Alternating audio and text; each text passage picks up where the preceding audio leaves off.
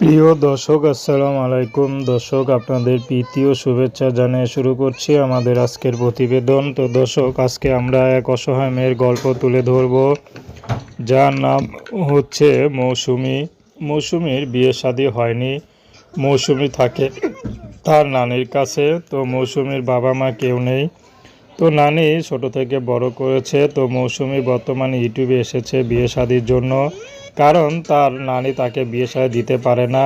আর নানি কি করে বিয়ে শাদী দিবে? নানি অসুস্থ, এক ঠিকবেলা ঠিকমতো খেতেও পারে না, কারণ কখন নানিটা চলে যায় বলা যায় না। তো নানি তারপরও নাতনির জন্য খুবই চিন্তা করে যে এই বয়সে একটা স্বামী দরকার, সে বয়সে কিছু ব্যবস্থা করে দিতে পারছে না। তো মৌসুমী এই জন্য এখন ইউটিউবে এসেছে।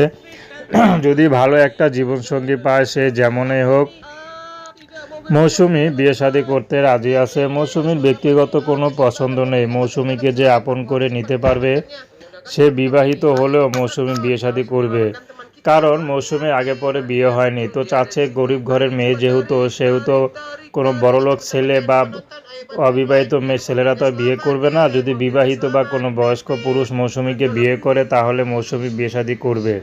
তো দর্শক, এই ছিল মৌসুমীর জীবনের সংক্ষিপ্ত জীবন কাহিনী।